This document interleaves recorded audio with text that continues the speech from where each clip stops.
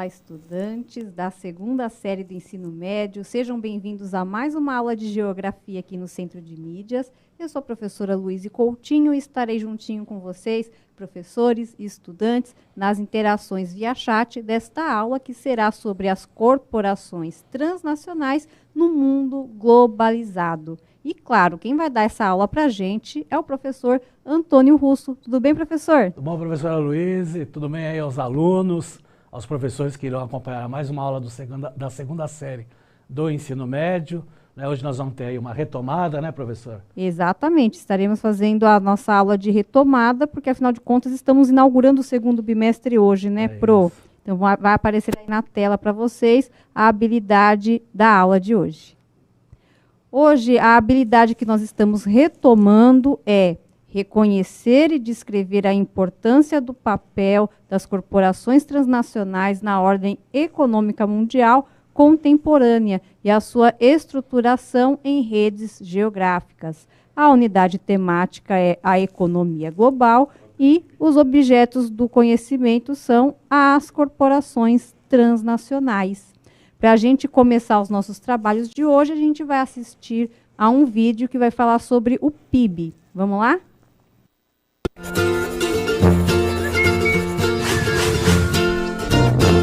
Olá, sejam bem-vindos ao IBGE Explica. Hoje falaremos sobre um popstar, o PIB, Produto Interno Bruto. Todo mundo já ouviu falar do PIB, rola maior frisson quando ele aparece. Muitos o consideram como o principal termômetro de uma economia. Mas por que tanta histeria? Para começar nossa conversa, vamos definir o que é o PIB. Ele é a soma de todos os bens e serviços finais produzidos por um país, geralmente em um ano. Todos os países do mundo calculam seu PIB nas suas respectivas moedas. O PIB do Brasil em 2015, por exemplo, foi de 5,9 trilhões em valores correntes.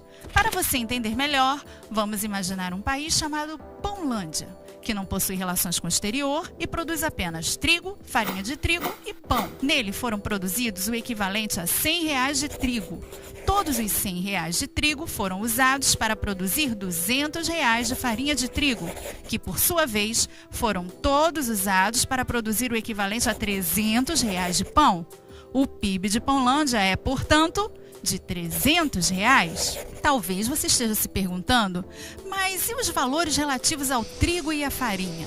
Como vimos na definição do PIB, o que entra no cálculo são os bens e serviços finais. O termo finais é para não cairmos no erro da dupla contagem. Afinal de contas, o vendedor do produto final, o pão, pagou pela farinha que comprou. Sua renda não é de R$300, mas sim de R$100. E é isso o que ele vai guardar em seu cofrinho. Analisemos de outra forma. Vamos supor que um cliente compre todo o pão do padeiro por R$300.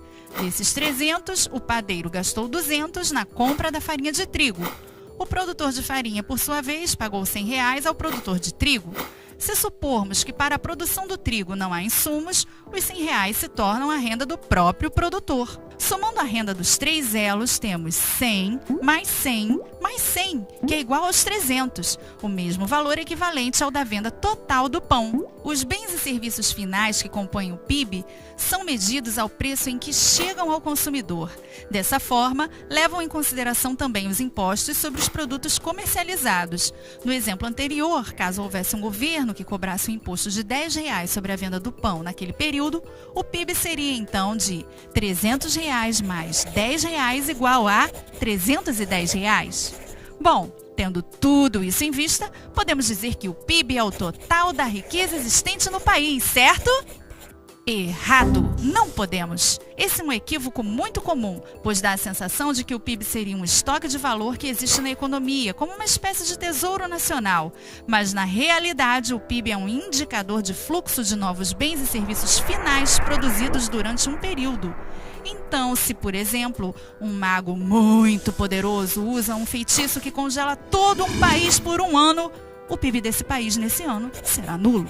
Para o cálculo do PIB são utilizados diversos dados, alguns produzidos pelo IBGE e outros de fontes externas. É como se cada pesquisa ou fonte de informação utilizada fosse uma peça de um quebra-cabeça que, quando encaixadas, formam o PIB. Senhoras e senhores, com vocês, o PIB! toa que ele é considerado um popstar. Sua apresentação leva a plateia de economistas, políticos, empresários, entre outros, à loucura. A partir de sua performance, podemos fazer um show de análises, como traçar a evolução do PIB no tempo, comparando seu desempenho ano a ano, fazer comparações internacionais do tamanho das economias dos diversos países, analisar o PIB per capita, divisão do PIB pelo número de habitantes. Esse resultado mede quanto do PIB caberia a cada indivíduo de um país se todos recebessem partes iguais. Realmente, o PIB dá o que falar. Contudo, ele é apenas um indicador, uma espécie de indicador síntese de uma economia. Ele ajuda a compreender um país, mas não expressa importantes fatores como distribuição de renda, qualidade de vida, educação e saúde. Um país pode ter um PIB relativamente baixo, como no caso da Islândia, mas ter um altíssimo padrão de vida. Ou, como no caso da Índia, pode ter um PIB alto e um padrão de vida relativamente baixo. Por hoje é só. Então curta e compartilhe nossos vídeos e não deixe também de assinar o nosso canal e nos ajudar a disseminar informação pelo país. Até a próxima! Bom, isso aí, né? O vídeo ele deixa bem claro, né, que o PIB ele é um indicador econômico, né, e ele não é, né, um conjunto de fatores aí da sociedade, né? Então, quando você fala no PIB, né, então pode ter um PIB, o país pode ter um PIB alto, mas não pode não refletir na sociedade se não tiver lá, né, um indexador, né, de um valor, né, de salário, né, um salário bom, né, que nem é o caso do exemplo da Islândia. A Islândia ela não tem um PIB alto, mas ela tem um IDH muito alto. Por quê? Porque o seu fator econômico na população ele é elevado, né? Então a renda per capita da Islândia ela é elevada. Então mesmo não sendo um país altamente industrializado, ele tem fatores econômicos que proporcionam uma riqueza, né, e uma melhor distribuição de renda, né? Então alguns países, apesar de ter PIBs elevados, no caso da China também é um claro exemplo disso, a Índia, mas não tem essa distribuição de renda, né, para todos da população, tá certo? Mas isso aí são conversas para as outras aulas, né, professora? É isso mesmo. Agora nós vamos ver aí, né, como o assunto é da questão aí das empresas internacionais e nacionais que vêm de fora, a gente vai ver o que são empresas multinacionais. Então as empresas multinacionais que vieram aqui no Brasil, por exemplo, a partir do pós-guerra, principalmente, têm sua matriz no país de origem e abrem suas filiais produtivas em outros países, principalmente naqueles que possam obter especificamente os seguintes fatores locacionais. Então, só para vocês terem uma ideia de falar aí dos fatores locacionais, é a questão da empresa vir para países, né, dando aí uma base, né, que é o caso do Brasil, por exemplo. Então, as indústrias automobilísticas, né, dos Estados Unidos e da Europa, principalmente, vieram pós Segunda Guerra Mundial, né, para aproveitar os fatores locacionais. Então nós chamávamos essas empresas de multinacionais, dando aquela impressão de que ela estava se multiplicando, o que não era uma realidade. Até porque está claro aí no texto, dizendo que a matriz, né, ou seja, aquela empresa original, ela continua no seu país. O que vem para o país, no caso, por exemplo, do Brasil, é o braço produtivo dela. A tecnologia, ela vem junto, mas ela não é de conhecimento do país que recebe. Essa é a grande diferença, né, da gente falar dessas multinacionais, que depois aí a gente muda o nome e a gente vai ver mais para frente na aula. Mas a importância das multinacionais vindo, é lógico, gera um mercado de trabalho altíssimo, principalmente pós Segunda Guerra Mundial. Mas elas vêm por causa dos fatores locacionais que proporciona a vinda delas. Quais são esses fatores locacionais principais? Então nós temos aí a matéria-prima, tá certo? Outro fator locacional, mão de obra barata. Outro fator locacional que nós temos aí são os incentivos fiscais. E depois nós temos aí o mercado consumidor. Basicamente, né, tem outros né, fatores locacionais que nós vamos ter, né, que pode falar, por exemplo, dos incentivos fiscais, mas que nem todos os estados deram para essas empresas.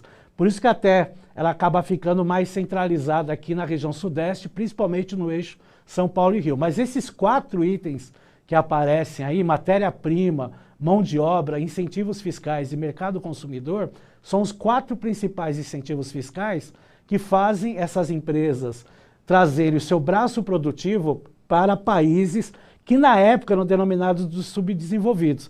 Então eram países que dão, né, uma quantidade enorme de matéria-prima, né, não precisa, né, deslocar essa matéria-prima para a matriz, então não vai gastar com valores de frete, por exemplo, né, não vai ter esse custo. A mão de obra ela é muito mais barata do que no país original, onde está a sua matriz.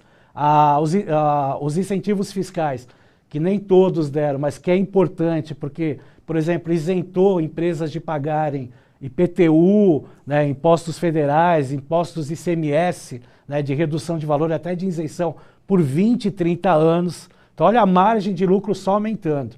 E o mercado consumidor. Então, esses países começam a ter mercado consumidor, por quê? Porque eles também geram emprego. Então, ao mesmo tempo que as empresas geram emprego, ela também está atraindo aí esses funcionários a consumirem. Então, gera emprego, gera consumo. Essa é a intenção clara desses países, dessas empresas, né, que vêm dos países desenvolvidos, tendo interesse claro, né, de ter um maior lucro, tá certo? Então, as empresas denominadas multinacionais, tinha-se aquela impressão de ela estar se multiplicando no mundo, mas na realidade ela trazia o quê? O braço produtivo, ou seja, produzia os produtos e depois revendia para fora ou para o próprio mercado interno, que aí nós falamos aí do mercado consumidor, tá certo? Vamos lá para a próxima tela, que aí nós vamos ver aí sim, né? Muda-se o nome, né, com o passar do tempo, principalmente com a introdução da globalização, e aí nós chamamos aí de empresas transnacionais. A empresa transnacional é geralmente considerada uma empresa que compreende as entidades em mais de um país, que operam sob um sistema de tomada de decisão que permite políticas coerentes e de uma estratégia comum. As entidades são tão ligadas, por posse ou não, que uma ou mais delas podem exercer uma influência significativa sobre as outras e, em particular, partilhar conhecimentos, recursos e responsabilidades com as demais. Já essa questão aí das transnacionais, ela mostra claramente, né, a distribuição até de uma linha de produção. Então, com a globalização, com o avanço da tecnologia, principalmente nos meios de transporte e nos meios de comunicação, você podia, por exemplo, essa matriz, né, vamos dar o exemplo aí a Volkswagen, que é na Alemanha, ela poderia ter lá, né, montagem do carro no Brasil e o motor vir da Argentina. Né? Então, por quê? Esse processo de barateamento de custos, que ficou até mais do que na época lá, quando as multinacionais produziam, né, todo esse automóvel no próprio país. E detalhe, né, começaram a se tornar também corporações de outros setores. Né? Então é isso que é importante retratar aí para vocês. Então, além de produção, também eles tinham, por exemplo, empresas que geravam matéria-prima, né? Bancos, né, para gerar financiamento. Então nós temos as corporações, né, dessas transnacionais alinhando nos 3 setores da economia, né, tanto no setor primário, como no setor secundário e como no setor terciário. Então essa denominação de transnacionais, ela vem junto com a globalização por causa desse efeito global que acontece no mundo. Não é em todos os países, tá? Os países têm que dar aquelas condições, né, daqueles incentivos que ainda continuam, né, principalmente para gerar um alto lucro, para essas empresas terem aquele atrativo. Então tem empresas que saem do país, né, como se ela não tem esse atrativo e ela vê que está perdendo lucro, ela vai sair. Ela vai buscar países que são mais atrativos. Né? Isso que é o problema da economia de países que dependem de empresas internacionais, é esse problema. A hora que ela vê que ela não está lucrando como lucrava antes, ela pega a sua malinha e vai embora, né, professor? Exatamente. A gente teve um exemplo recente aqui no nosso país, né, de uma grande montadora que, por não ser mais interessante, aliás, esse modelo de transnacional, ele facilita isso, né, que a empresa tem essa flexibilidade para ela se reorganizar para produzir de uma outra maneira. Exatamente. Então, apesar de lucro, tudo bem, há uma modernização, né, nas empresas, né, o Brasil teve os seus benefícios, mas também tem os seus malefícios. Todo o lucro que é gerado por uma empresa multinacional ou transnacional, como a gente fala, vai tudo para a sua matriz. Né? Então, lembrando, a filial é um processo produtivo. Né? A matriz é aquela que está lá no centro, que está naquele país de origem, recebendo o lucro dos dos países que estão produzindo. Então você pode ter até lá, a Volkswagen, o Brasil tem a Volkswagen, mas a matriz é na Alemanha, que é o caso, por exemplo, que a professora Luiz falou, a Ford. A Ford é dos Estados Unidos. A partir do momento que não tem aqueles incentivos, ela se sente no direito de pegar só as coisas e se retirar do país. Não é só no Brasil, isso acontece no mundo todo, tá certo? Vamos lá para a próxima tela, que aí a gente vai ver aí os investimentos estrangeiros nos países. Então, é o que nós chamamos de IDE, investimento direto estrangeiro. Isso são dados de 2019 e são dados em porcentagem em relação ao produto interno bruto. Então vamos dar o exemplo do Brasil. O Brasil está lá numa cor azulzinha lá, que está de 2 a menos de 10% dos investimentos em relação ao PIB.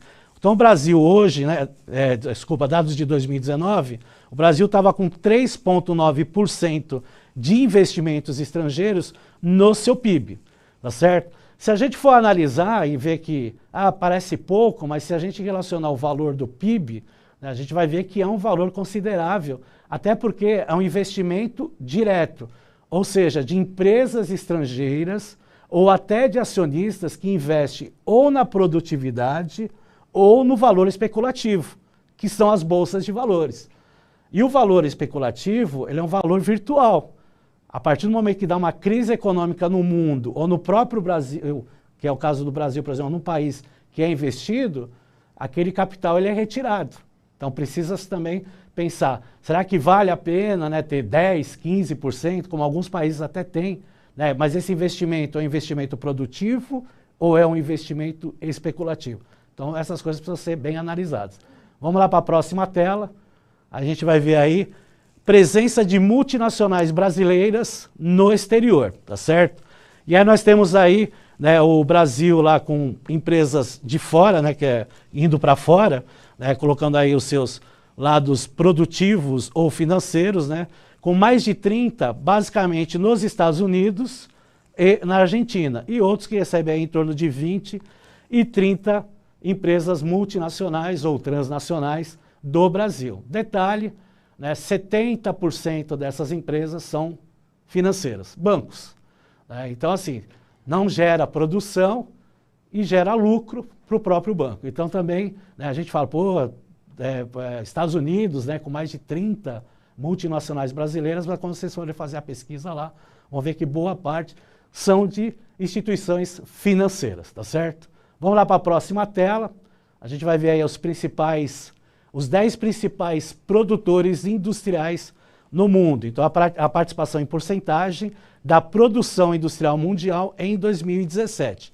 Então, temos a China aí com quase 21% da produção total do mundo, seguida aí pelos Estados Unidos com 14,3% e o Japão por 8,45%, né, da produção mundial. O Brasil está aqui, né, com 2,13%, sendo o 10º país aí, né, com a maior produtividade no mundo, né? Se a gente for analisar que o Brasil é um país industrial, apesar de boa parte das indústrias serem multinacionais ou transnacionais, né, o valor fica aquém de países aí, como a gente vê, por exemplo, a França, o Canadá, né, e a própria Índia, né, que não tem um poder tão industrial, tão avançado como tem o Brasil. Pelo contrário, o Brasil, em relação ao Canadá, ele tem muito mais poder industrial e muito mais condições de oferecer, né, produtividade para as empresas que vêm de fora e aqui interno, do que propriamente o Canadá. A gente tem que lembrar que o Canadá é o braço direito dos Estados Unidos. 80% das empresas no Canadá são dos Estados Unidos, né, de pessoas, né, estadunidenses que têm lá, né, produção no próprio Canadá, tá certo? Vamos lá para a próxima tela, que aí são as redes e fluxos geográficos. Então vamos lá. Segundo o IBGE, o Instituto Brasileiro de Geografia e Estatística, corresponde ao conjunto de informações e análises geográficas sob a ótica das redes que articulam e organizam o território a partir do levantamento e da sistematização de dados referente ao fluxo de mercadorias, pessoas, energia e informações. Inclui também o estudo de relacionamento entre as cidades e o estabelecimento de suas hierarquias. Então, é a questão aí da globalização. Então, quando eu falo em redes e fluxos geográficos, tem muito a ver com os fluxos materiais, que aí envolve mercadorias, pessoas, meios de transporte, como os fluxos imateriais, que são os meios de comunicação, né, que aí envolve principalmente a internet. Então, é lógico que quanto maior, né, o país tem esse poderio dentro de um poderio dos fluxos, né, que nós denominamos aí de fluxos geográficos, quanto o fluxo material e imaterial, melhor vai ser a sua rede de globalização e, logicamente, né, incentivando aí, né, e conseguindo aí concorrer com os países, principalmente os países desenvolvidos aí, tá certo? Vamos lá para uma atividade, professor? Vamos sim, professor. Vão aparecer 2 perguntinhas aí na tela para vocês. Respondam, estudantes. Cite 2 multinacionais estrangeiras que estão aqui no Brasil. E 2, cite uma multinacional brasileira. Em 1 minuto a gente volta.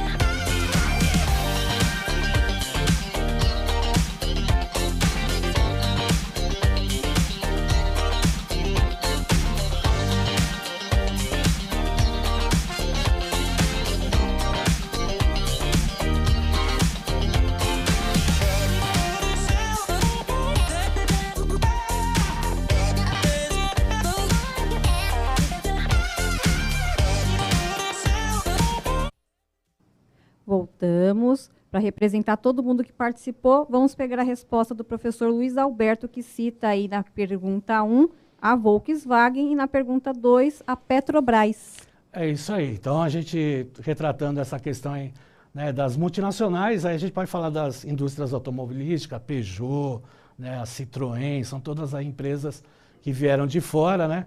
Empresas nacionais, né, a Petrobras, a principal delas, né? Mas você tem a Gerdau, né, você tem a Sadia, a Perdigão, né, que é a BRF, né, quando lá fora é BRF, aqui é a Sadia, a Perdigão. Então, não são muitas empresas, né, transnacionais ou multinacionais brasileiras, mas são algumas que dá para citar. Agora, se fossem as transnacionais para citar mais, seria bastante aqui no Brasil. É, né? Pois é. A Petrobras foi a mais lembrada aqui pelo pessoal do chat. Petrobras é bem conhecida aí, né? Alguns colocam a Vale do Rio Doce, né? A Vale, né, agora, né? Antes era a Vale do Rio Doce. Mas a Vale foi privatizada, então tem também, né, acionistas estrangeiros aí no meio de acionistas brasileiros, porque por lei tem que ter um mínimo de porcentagem com brasileiros, com empresas brasileiras, para o estrangeiro poder comprar aí as ações, tá certo? Vamos lá para a próxima tela, que a gente vai ver aí dados do estado de São Paulo. Então, investimento de capital estrangeiro do estado de São Paulo, né, em 2008 era de 0,7%, chegando a 2017 a 17,1% de investimento de capital estrangeiro no estado de São Paulo, um valor até bem acima da média brasileira, como a gente viu anteriormente. Vamos lá para a próxima tela, que a gente vai ver aí também investimento por país de origem, né, esses investimentos aí de 17,1%, da onde que vem? Boa parte dos Estados Unidos, com 30,9%, seguido aí pelo Japão, China, Alemanha, né? Mas aí a gente dá um destaque aí dos Estados Unidos, né, ter 3 vezes mais de investimento do que o segundo colocado, que é o Japão. Vamos lá para outra tela, que tem um outro gráfico aí para a gente fazer aí uma comparação. Investimentos por setor no estado de São Paulo também em 2017. Né, a gente falou tanto aí das empresas automobilísticas, está aí, ó. Automotivo, 24%, os de transformação, 14%, máquinas e equipamentos, 12%, e aí eu vou falar sobre o P&D, somente 4%. P&D, pesquisa e desenvolvimento, né? Então vejam que o investimento de fora para pesquisa e desenvolvimento já não é tão grande, porque eles não querem passar, né, toda essa questão aí da pesquisa e Desenvolvimento, tá certo? Vamos para o próximo slide aí, para finalizar. Aí nós temos aí a distribuição do Produto Interno Bruto no Brasil, né, dando destaque aí para o estado de São Paulo, que tem o maior contingente aí do Produto Interno Bruto, e todos os estados têm o setor de serviços como principal do PIB. Para finalizar, a gente vai mostrar aí um gráfico, para finalizar a aula, sobre a participação do Brasil na produção industrial mundial, que era de 3% em 1994 e caiu em 2017 para 2,1%. Tá certo? Então vejam que houve uma queda, apesar aí houve uma evolução, queda, evolução, mas está em 2,1%. Tá certo, pessoal? Bom, eu quero agradecer a todos aí pela participação do chat.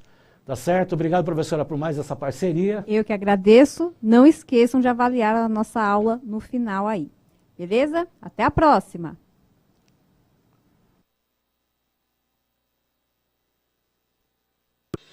Para garantir a segurança no retorno das aulas presenciais e a retomada da aprendizagem pelos estudantes, o governo de São Paulo está vacinando os professores e funcionários das escolas estaduais, municipais e particulares. A vacinação já começou para os professores e funcionários da educação básica com mais de 47 anos. Faça já o seu pré-cadastro. Governo de São Paulo. Estado de respeito.